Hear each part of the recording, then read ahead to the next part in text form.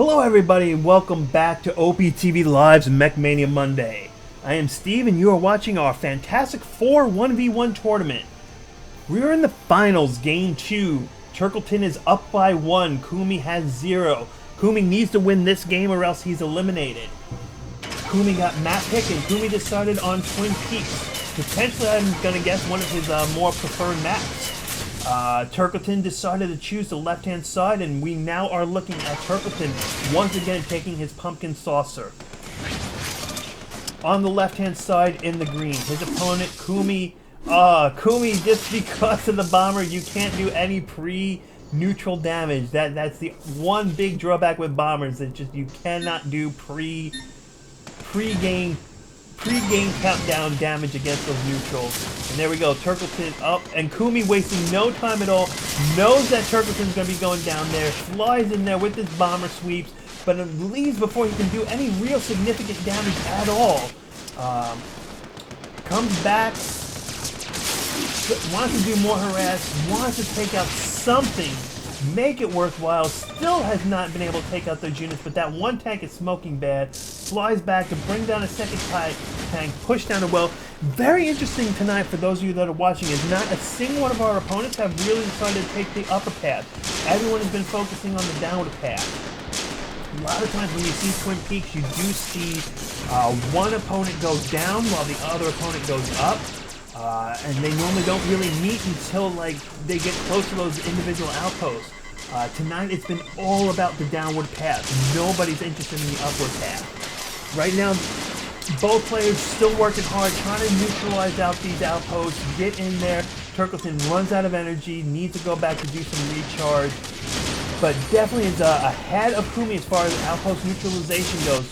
He already has his outpost, almost loses that tank, but is able to survive, keep it alive, gets in there, all neutrals are now down. Turkleton can start to heal up, move up, leapfrog, and fortify. TheKhumi has his base of his own, still has one more neutral to deal with, but we are going to turn into a little bit of a, it looks like a lower outpost battle.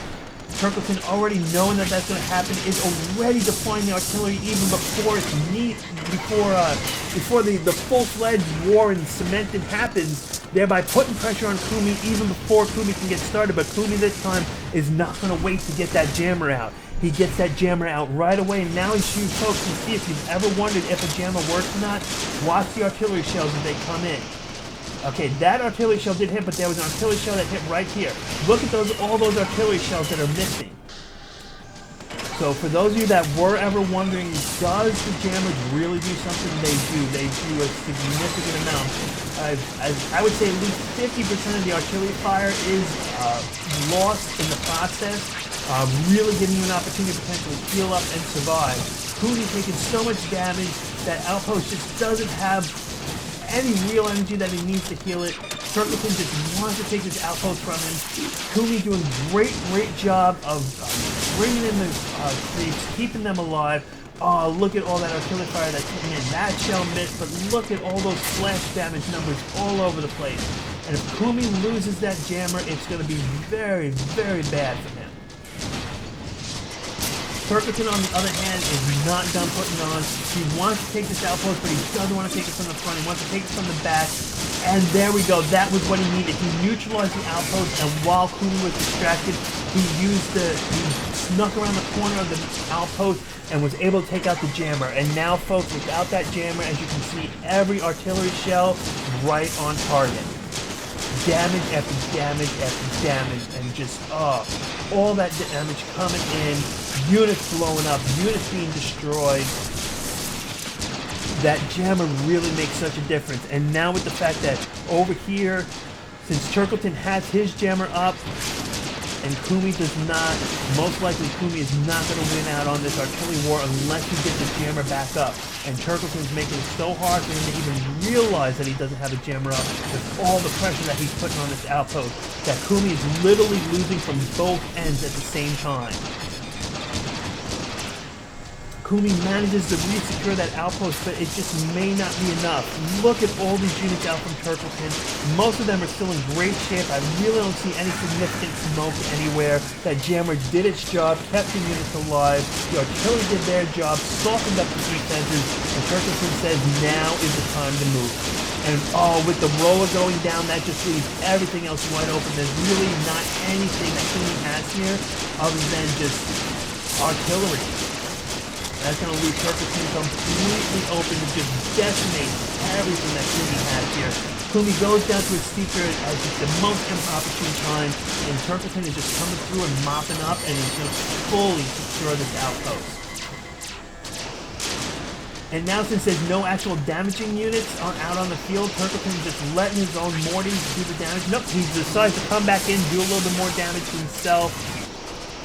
Meanwhile, TheKhumi knows that his back is getting up against the wall here. Turkleton's pushing in, taking over all the outposts. And nope, Turkleton decides that just, nope. He's like, don't even bother to the next outpost. There's just so little defense that is here. Let me just push on straight against the base. I've got a decent sized attack force. It's got a lot of anti-mech support. And I'm there with my death beam. Let's just see how much damage that I can do. And unfortunately, TheKhumi is just so hard for him to stay there for any length of time. Those Seekers are making it virtually impossible for him to stay and do damage. And TheKhumi does right now, gets back in there, starts trying to respawn, using buyback as quickly as he can, but there's just so much from these tanks that are coming in. It's not even that big of a force, but because of the Seeker support and having no units of himself in counter defense, this very small tank line may be enough to actually destroy the base. TheKhumi doing what he can. And there you go. For those of you that are watching that are wondering how can you try to survive when there's Seekers in there, TheKhumi showing you that mass amount of circling to try to stay alive. Flying around, not using buyback right now. He has the income, but he's not buying back. Turkleton is calling GG. It looks like it very much will be. TheKhumi just waited. He should have came back in. Should have used the buyback. And TheKhumi says back to spray mech. So there we go, folks. That was game 2, and Turkleton sweeps the finals in a 2-0 victory on OPTV Live's Mech Mania Mondays 1v1 Fantastic Four tournament. Hosted by Steve, brought to you by OPTV Live. Make sure to follow us on Twitch, Twitter, Facebook, and YouTube so that way you never miss any exciting live action, replays, rebroadcasts, or any other great information that we may have. Thank you very much for watching.